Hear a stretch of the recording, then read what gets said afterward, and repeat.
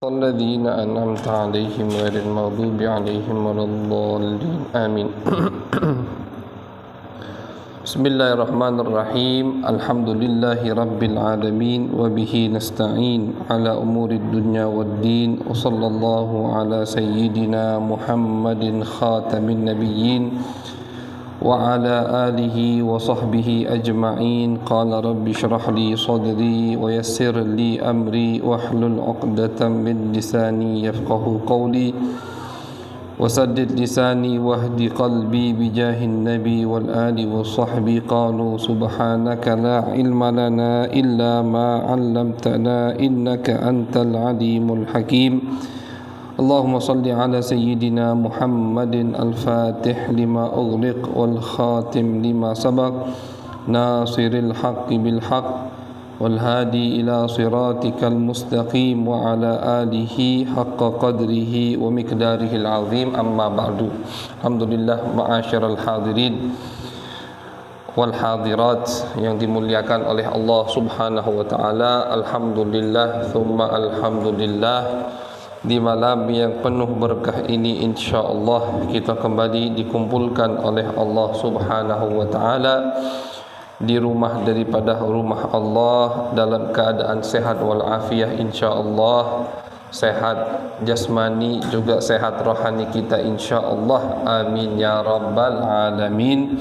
Kita sambung kajian kita di dalam kitab syarah daripada Aqidatul Awam yang membahas tentang ilmu akidah atau ilmu tauhid, ilmu bagaimana kita tahu sifat-sifat yang wajib untuk Allah, sifat-sifat yang mustahil, hal-hal yang pantas dinisbatkan kepada Allah Subhanahu wa taala dan hal-hal yang tidak pantas dinisbatkan kepada Allah Subhanahu wa taala. Karena di zaman akhir ini makin banyak orang tidak tahu, tidak paham ini kata atau ini kalimat pantas dinisbatkan ke Allah, ini kalimat tidak pantas, atau ini kalimat pantas dinisbatkan kepada Nabi besar Muhammad sallallahu alaihi wasallam, ini kalimat tidak pantas.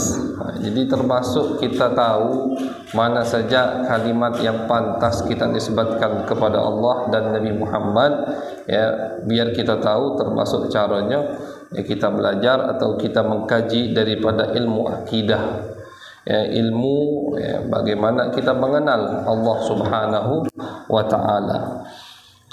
Dan alhamdulillah kita sudah berada di sifat yang keenam daripada sifat-sifat yang wajib bagi Allah Subhanahu wa taala. Sekali lagi ketika Al-Fakir mengulangi atau menyebutkan sifat wajib untuk Allah, jangan kita pahami wajib seperti kita wajib sholat gitu. Maksud sifat wajib bagi Allah artinya mustahil Allah tidak mempunyai sifat tersebut.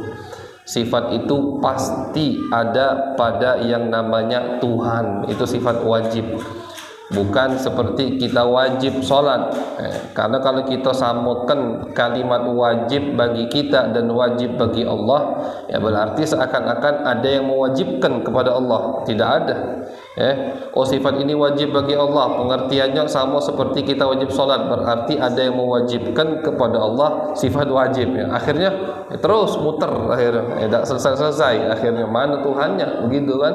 Nah, jadi arti daripada sifat wajib artinya sifat-sifat 20 ini mustahil tidak ada pada zat yang namanya Tuhan atau Allah Subhanahu wa taala. Kita sudah sampai ke sifat yang keenam. Sifat pertama wujud, yang kedua al-qidam, ketiga al-baqa, keempat mukhalafatuhu ta'ala lil hawadith, yang kelima qiyamuhu ta'ala bi nafsihi, as-sadis yang keenam al-wahdaniyah. Apa itu wahdaniyah? Wahia adamut ta'addudi fi dzatihi ta'ala wa sifatihi wa af'alihi. Arti atau pengertian dari sifat wahdaniyah, tidak ada bilangan untuk Allah Subhanahu wa taala. baik bilangan tersebut di zatnya, artinya zatnya itu satu, tidak ada Tuhan selain Allah Subhanahu wa ta'ala. Qul huwallahu ahad, zatnya sika. Jadi kalau kita paham ini berarti tahu kita sesatnya atau tidak benarnya keyakinan agama yang berkeyakinan Tuhan itu ada tiga, gitu. Karena tidak mungkin Tuhan ada tiga. Yang harus kita yakini Tuhan itu satu. Dari sifat apa itu? Dari sifat wahdaniyah. Itu yang pertama. Yang kedua, sifatihi, juga sifat Allah Subhanahu wa ta'ala itu satu. Artinya tidak ada namanya sifat kudrah dua, atau sifat iradah dua, atau pengertiannya tidak ada makhluk atau tidak ada makhluk selain Allah namanya makhluk di alam semesta ini yang memiliki sifat seperti sifat Allah Subhanahu wa ta'ala. Nanti insyaallah kita bahas satu-satu. Kemudian wahdaniyah juga pengertiannya fi af'alih, perbuatan daripada Tuhan tadi juga cuma satu. Tidak ada yang bisa menyamai perbuatan Allah Subhanahu wa ta'ala. Itu semua pengertian dari sifat wahdaniyah. Kita mulai dari yang pertama, wahdatu dzat. Wahdatu adzat, zatnya satu. Atau bagaimana sih pengertian wahdatu dzat?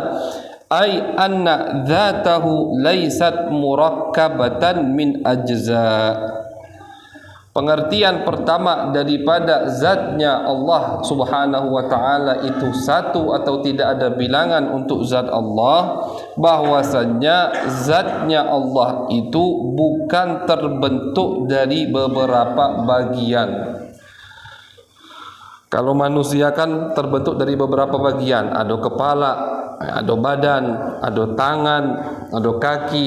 Nah, ini terbentuk daripada beberapa bagian. Jangan kita yakini zat Allah seperti itu. Jadi kalau kita di ilmu akidah ini yang penting kaidah yang pernah kita bahas, yaitu kaidahnya adalah ayat suci Al-Qur'an, laisa kamitslihi syai'un wa huwas samiul basir. Itu saja, tidak ada yang mirip dengan Allah. Artinya Allah tidak mirip dengan fulan, tidak mirip dengan fulan, tidak mirip dengan fulan. Bagaimana zat Allah? Wallahu a'lam bissawab. Kalau kita mikirkan bagaimana zat Allah, otak kita mentok, stres kita botak, tak bakal ketemu. Karena Nabi sendiri yang mengatakan tafakkaru fi khalqillah wa la tatafakkaru fi dzatillah. Kata Nabi, kalau kalian ingin bertafakkur, ingin mengasah otak kalian agar lebih bersyukur, maka tafakkurlah di dalam apa yang sudah diciptakan oleh Allah Subhanahu wa ta'ala. Dibebaskan sama Nabi. Mau tafakkur di bab atau di alam bintang, langit sana, silahkan. Sekarang dibuka memang. Kalau kita baca itu kan ada macam-macam keterangan orang masalah planet-planet yang ada di luar. Bisa. Kenapa bisa? Karena dibuka oleh syariat, dibuka oleh Nabi Muhammad sallallahu alaihi wasallam. Tapi fi dzatillah, zat Allah jangan sekali-kali kita tafakkur. Takutnya mentok dan sesat nanti. Nauzubillah min dzalik. Jadi arti daripada sifat wahdaniyah yang pertama, yaitu zat Allah Subhanahu wa ta'ala itu tidak berbentuk atau terbentuk dari beberapa bagian.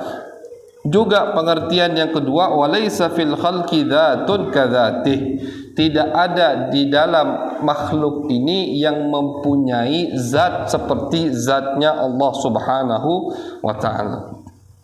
Jadi kita harus yakini Allah itu ada zatnya, ada zat. Kalau tidak ada zat terus apa, kan begitu?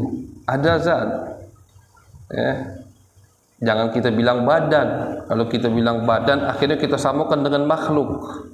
Jangan kita bilang bentuk. Kalau kita bilang bentuk, akhirnya sama dengan makhluk. Jangan kita bilang cahaya.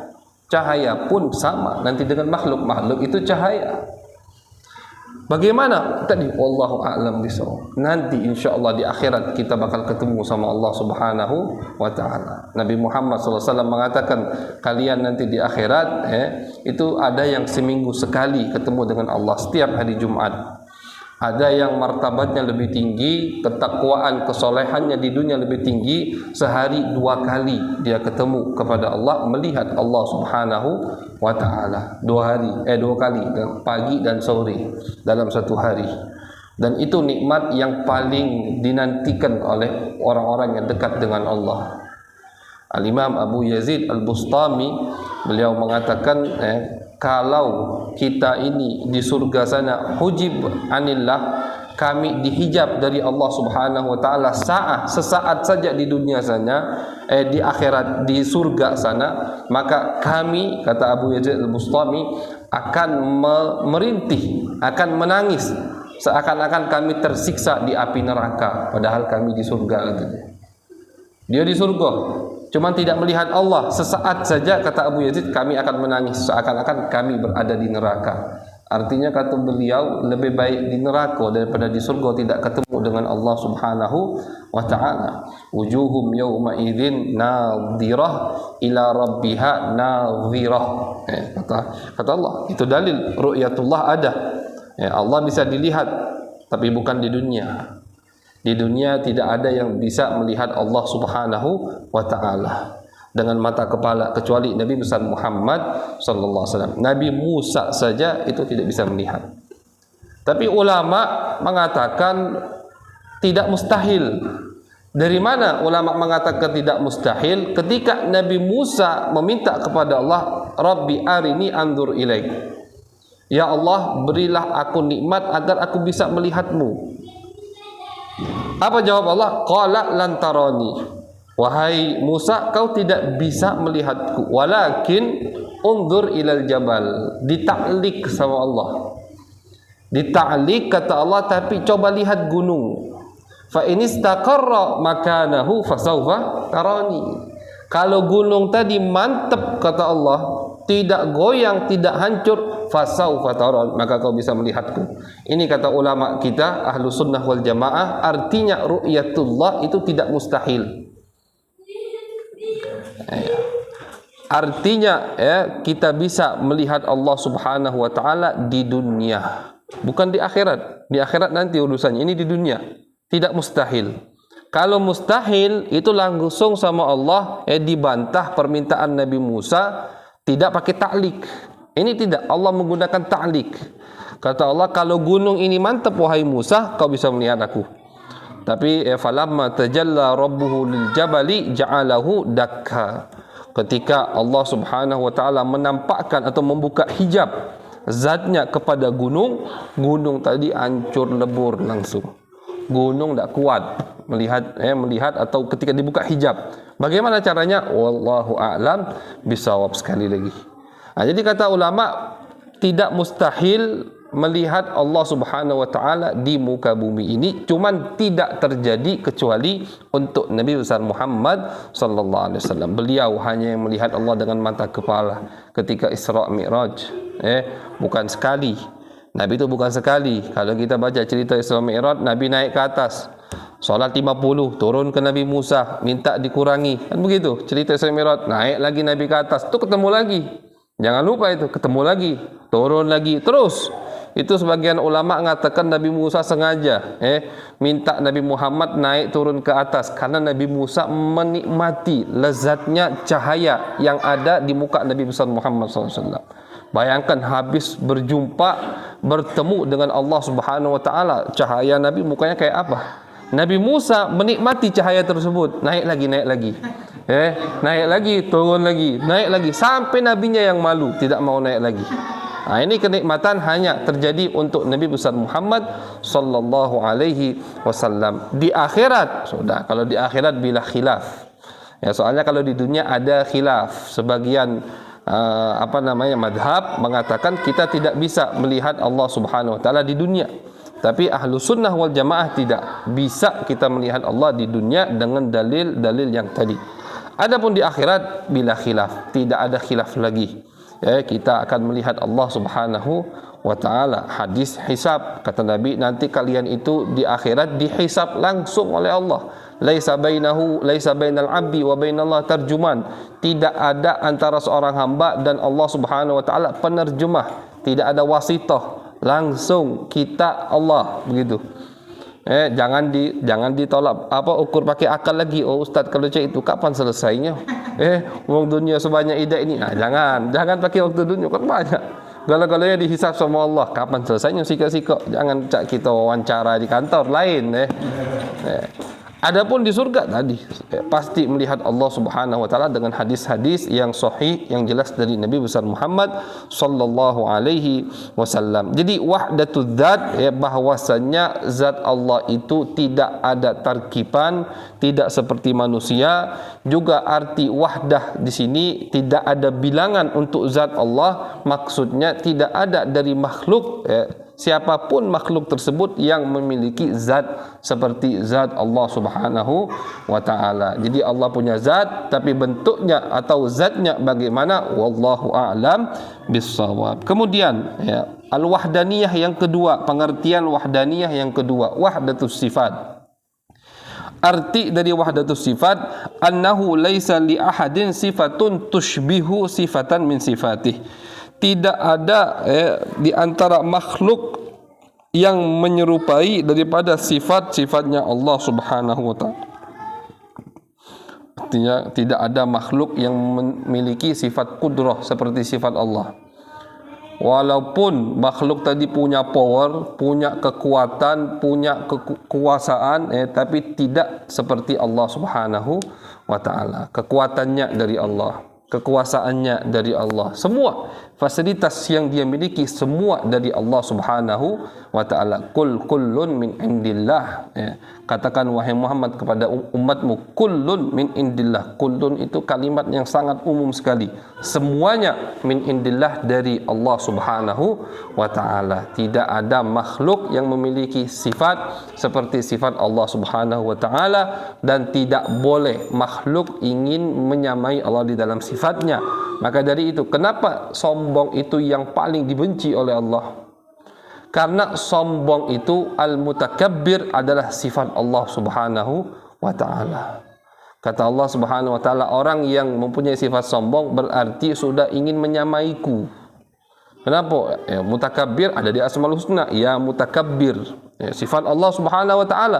Ketika ada makhluk yang hina, yang lemah, ingin menyamai Allah di sifat mutakabbir, makanya sifat sombong paling dibenci oleh Allah Subhanahu wa ta'ala. Sifat sombonglah yang menjadikan iblis makhluk yang dilaknat oleh Allah, diusir dari surga sana, diusir dari hadratullah, istilahnya asalnya dekat sekali dengan Allah, diusir gara-gara ingin menyamai sifat daripada sifat Allah Subhanahu wa ta'ala. Dan banyak yang lain.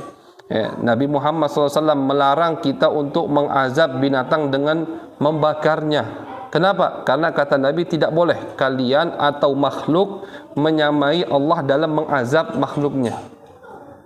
Kan yang berhak memasukkan atau menyiksa orang dengan neraka, dengan api, hanya Allah Subhanahu wa ta'ala. Jadi Nabi suatu hari lewat di tengah jalan, ngelihat ada rumah, kumpulan rumah semut sama orang yang itu dibakar. Marah Nabi. Memang betul mengganggu, silahkan mau dibunuh. Misalkan kalau mengganggu, silahkan mau dibunuh. Beberapa binatang itu diperintahkan sama Nabi untuk kita bunuh. Ular, diperintahkan sama Nabi. Tikus diperintahkan sama Nabi. Foisikoh dinamakan sama Nabi tikus itu. Karena sering mengganggu. Bunuh silahkan, cuma jangan dengan api. Kata Nabi, tidak boleh kalian istilahnya membunuh makhluk Allah Subhanahu wa ta'ala dengan api. Alasannya, terkadang ada yang lebih sadis dari api. Terkadang ada. Cuma ngapuk racun misalkan, sama baik. Kenapa tidak boleh dengan api?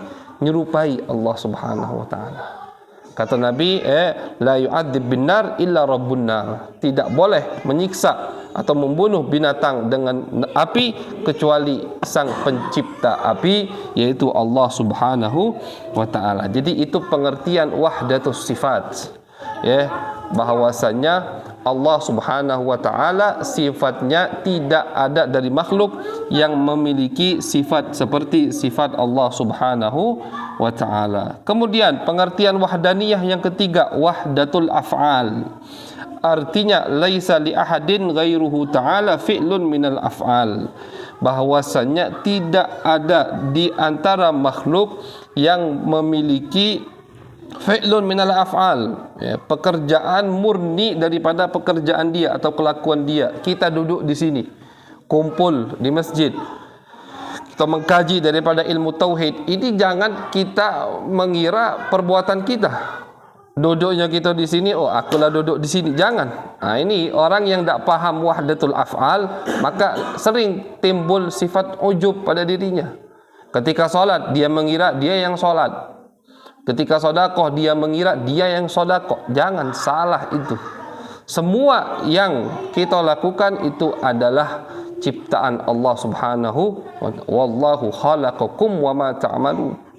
Allah yang menciptakan kalian dan menciptakan apa yang kalian perbuat, kata Allah Subhanahu wa ta'ala. Itu pengertian dari wahdatul af'al. Ya, jadi semua yang terjadi, bahkan gerik atau gerak-gerik tangan ini, jari, itu terjadinya dengan kehendak dan ciptaan Allah Subhanahu wa taala.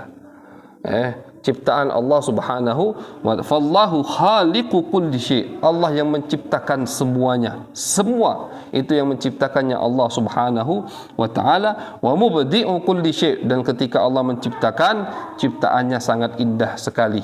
Ya, ciptaannya sangat badi'us samawati wal ard. Ya, badi', arti badi' itu yang menciptakan tanpa ada contoh sebelumnya. Ya, ketika orang menciptakan HP, belum pernah ada HP, dia pencetus HP, ya jelas pasti dia yang sangat istimewa, karena sebelumnya tidak ada HP. Tapi kalau sudah ada HP, ada orang nyiptakan yang kedua, yang ketiga, tinggal ngembangkan baik. Ini tidak. Allah Subhanahu wa taala badi, menciptakan muka bumi ini tanpa ada contoh sebelumnya, dan ciptaan inilah ciptaan yang paling indah yang sudah diciptakan oleh Allah Subhanahu wa taala. Ya. Laisa makan abda'u mim makan. Al-Imam Ghazali mengatakan seperti itu. Yang kita lihat ini itu adalah ciptaan yang paling indah yang sudah diciptakan oleh Allah Subhanahu wa taala. Jadi itu wahdatul af'al. Ya, yang harus kita yakini bahwasanya semua yang terjadi adalah ciptaan Allah Subhanahu wa taala. Jadi kalau kita yakin atau kita praktekkan kajian ini di dalam sehari-hari kita, insya Allah tidak akan timbul sifat ujub pada diri kita. Kenapa para ulama, para aulia itu mereka luar biasa sekali dekat dengan Allah? Karena mereka ketika melakukan amal ibadah, melakukan hal-hal yang baik, mereka tidak melihat diri mereka. Yang mereka lihat adalah Allah Subhanahu wa ta'ala. Tidak apa-apa, senang ketika kita diberi taufik rajin solat berjamaah, tidak pernah meninggalkan solat, diberi taufik selalu berinfak di jalan Allah Subhanahu wa ta'ala, senang. Tapi kata Ibn Atha'illah As-Sakandari, senangnya itu jangan gara-gara amal. Jangan senang solat, oh senang aku sudah solat, jangan. Biar kita tidak terkena sifat ujub, senangnya harus yang kita lihat, oh alhamdulillah aku sudah diberi taufik oleh Allah, ya, dijadikan oleh Allah hambanya yang rajin sholat. Jadi harus yang kita lihat Allah Subhanahu wa ta'ala, jangan lihat amal. Kalau kita lihat amal, itu nanti timbul sifat ujub. Kalau sudah ujub, merasa dia yang beramal, merasa dia lebih istimewa dari yang lain, udah, amal ibadahnya dihapus semua oleh Allah Subhanahu wa ta'ala. Na'udzubillah min dzalik. Jadi tidak apa-apa, senang. Oh, bukan artinya Ustaz berarti tidak boleh senang kalau kita rajin ke masjid. Tidak, senang. Banyak fadilahnya, banyak keutamaannya. Cuman tadi Ibn Atha'illah ngajari kita, senangnya itu ngelihat kita dijadikan oleh Allah hamba yang rajin sholat. Alhamdulillah, di antara hamba-hamba yang lain muslim tidak sholat, bahkan ada hamba-hamba yang lain sudah muslim murtad. Na'udzubillah min dzalik. Murtad, bangga pula dia murtad. Murtad tu diumumkannya. Na'udzubillah. Ini orang paling nyesal kagak di akhirat kalau dia tidak kembali ke ajaran Islam. Murtad, habis murtad diekspos, disebarkan dengan bangga lagi ngomong. aku dewek yang murtad. Bapak aku muslim, ibu aku muslim, beradik anakku muslim. Kalau aku yang murtad, kata dia. Nauzubillah min dzalik. Makanya kita senang, alhamdulillah kami dijadikan orang muslim, dijadikan umat Nabi besar Muhammad, dijadikan muslim yang rajin taat ibadah salat. Alhamdulillah dijadikan oleh Allah, dipilih oleh Allah Subhanahu wa taala. Jadi sekali lagi, jangan melihat amal, jangan senang dengan amal ibadah, tapi senang sudah dipilih oleh Allah Subhanahu wa taala. Kalau begitu tidak apa-apa. Baru insyaallah kita dijadikan hamba-hamba yang didekatkan oleh Allah Subhanahu wa taala. Qala ta'ala, di sini mulai pengarang menyebutkan beberapa dalil tentang wahdaniyah. Subhanahu huwallahul wahidul qahar. Subhanah, maha suci Allah Subhanahu wa taala. Huwallah, Allah itu adalah zat al-wahid, yang satu, al-qahar, yang mampu menekan makhluk-makhluknya. Wa qala ta'ala, wa ilahukum ilahu wahid la ilaha illa huwa ar-rahmanur rahim. Tuhan kalian itu ilahun wahid, Tuhan yang satu. Jadi Tuhan tidak dua. Qul huwallahu ahad, katakan wahai Muhammad kepada umatmu bahwasannya Allah itu satu. Wa qala ta'ala, law kana fihima alihatun illallah la fasadata. Kata Allah Subhanahu wa taala, jikalau ada Tuhan itu selain Allah, Tuhan dua, la fasadata, maka muka bumi langit ini akan hancur. Tak mungkin ada Tuhan itu dua, kata Allah.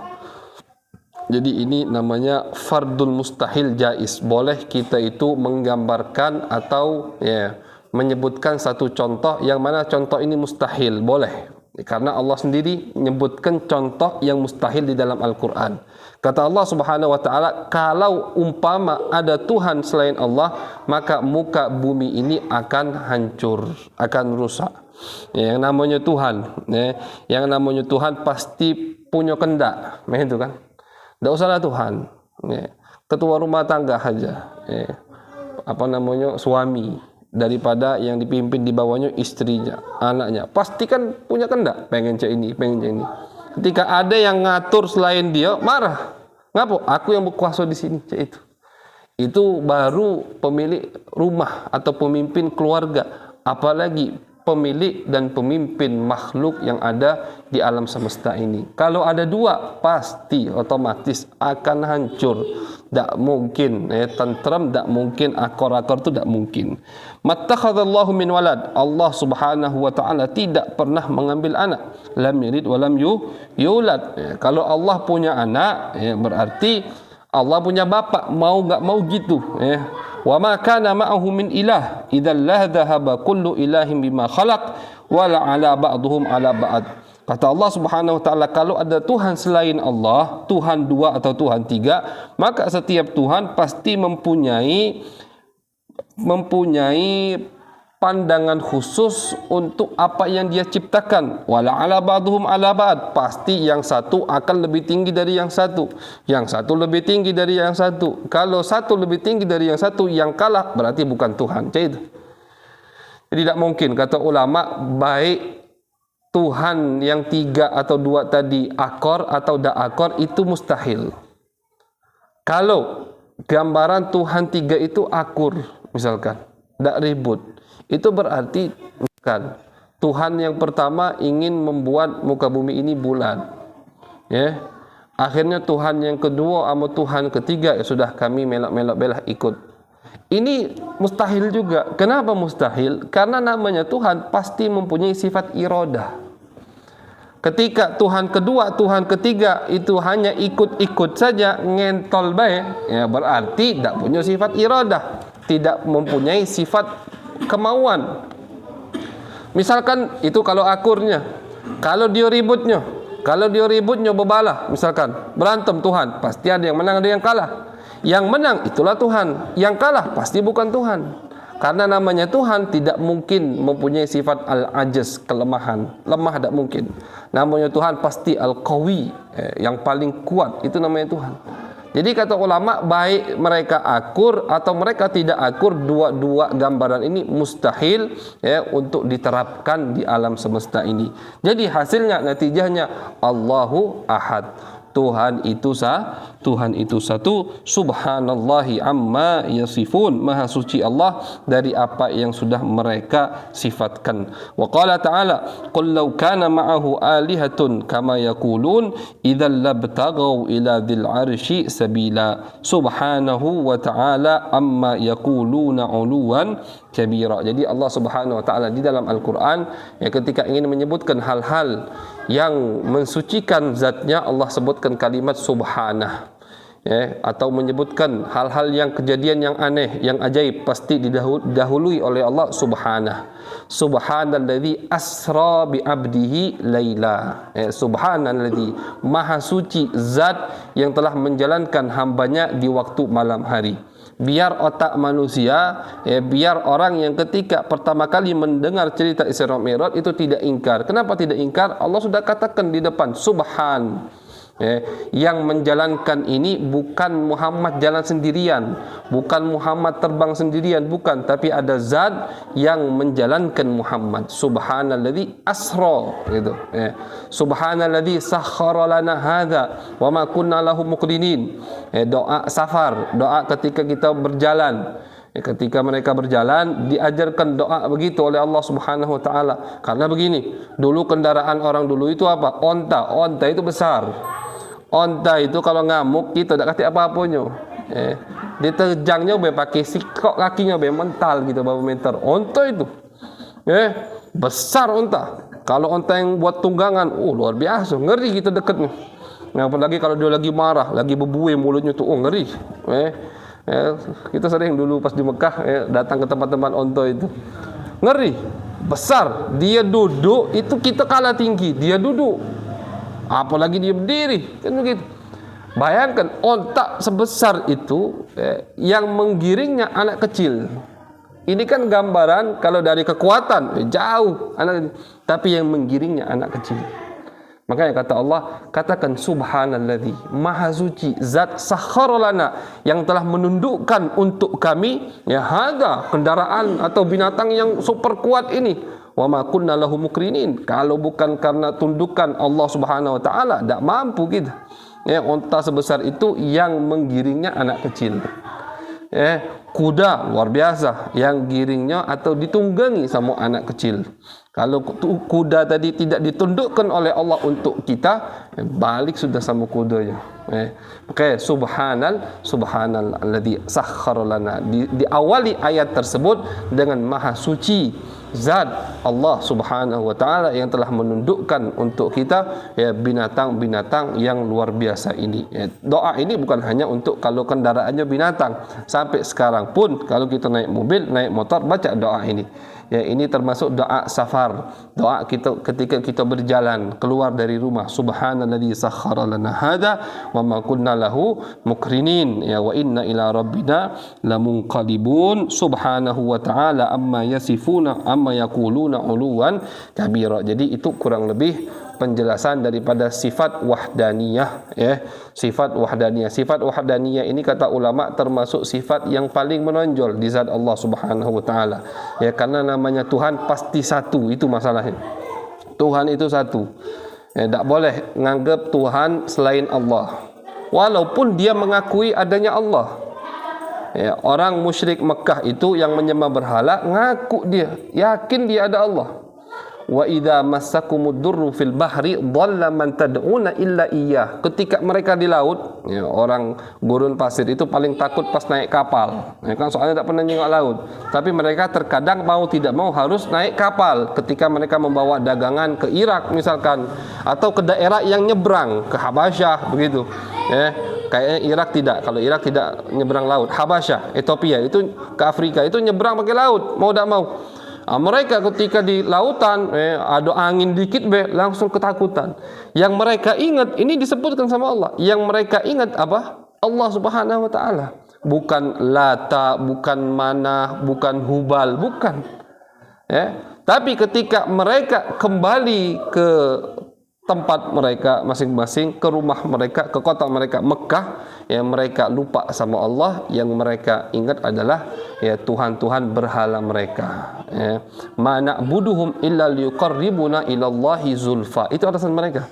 kami tidak menyembah berhala ini kecuali agar berhala ini mendekatkan diri kami kepada Allah Subhanahu wa taala. Ini yang disalahpahami oleh sebagian kelompok. Dikira ketika kita tawassul seperti itu. Nah, ini salah.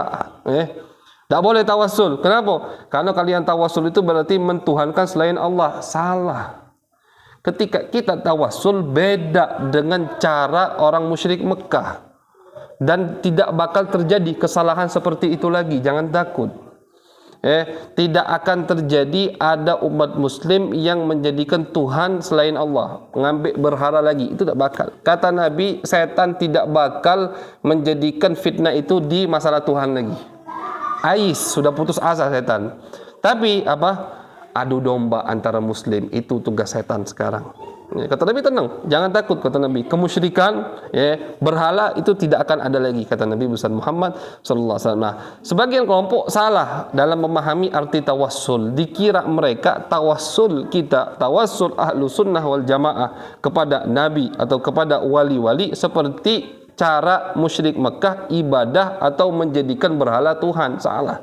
Mereka ketika menjadikan berhala Tuhan, pertama berhala dari batu. Kemudian mereka yakin berhala ini mempunyai sifat seperti sifatnya Allah, mempunyai kudrah, mempunyai kemampuan. Kalau kita kan tidak. Tanya aja sama orang yang tawassul kepada Nabi. Kau yakin apa Nabi itu Tuhan? Tidak, Nabi manusia. Orang yang ziarah, nangis-nangis, cium-cium tempat Nabi. Ketika ditanya, kau yakin Nabi ini anaknya Allah? Tidak. Abu Sayyid Muhammad Alawi Al-Maliki, ulama Mekah, ayah daripada guru kami, itu mengatakan, coba kata dia, cek, silahkan dari zaman Nabi sampai sekarang cari kelompok yang sesat yang menjadikan Nabi anak Tuhan. Ada atau tidak? Tidak ada. Cari dari zaman Nabi sampai sekarang kelompok yang sesat, kelompok sesat banyak dari Islam banyak. Tapi ada tidak satu kelompok saja yang menjadikan Muhammad ibnullah, Muhammad anak Tuhan? Tak kata. Padahal cinta umat ini luar biasa kepada Nabi, melebihi cinta umat Nasara kepada Nabi Isa, melebihi jauh lebih cinta umat Islam kepada nabinya. Tapi tidak ada dari umatnya yang mengatakan Rasulullah itu ibnullah. Karena memang fitnah itu tidak akan terjadi lagi.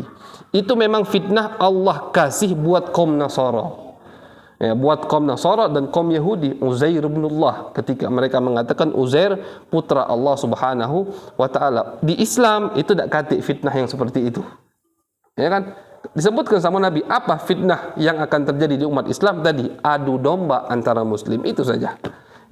Kalau sampai Nabi dijadikan Tuhan, sampai Sayyidina Ali dijadikan Tuhan atau siapa, tidak ada itu di dalam umat Islam. Alhamdulillah. Jadi itu kurang lebih penjelasan daripada Al-Wahdaniyah, yaitu harus kita yakini bahwasanya Allah Subhanahu wa taala tidak ada bilangan dalam zatnya, sifatnya juga hanya Allah yang memiliki sifat yang sempurna, dan semua yang terjadi di alam semesta ini atas kehendak Allah Subhanahu wa taala. Allahumma aghnina bil ilm wa zayyinna bil hilm wa akrimna bit taqwa wa jamilna bil afiyah. Rabbana taqabbal minna innaka antas samiul alim wa tub alaina innaka antat tawwabur rahim. Sallallahu alaihi wasallam Muhammadin wa ala alihi wa sahbihi baraka wasallam. Alhamdulillah Rabbil Alamin.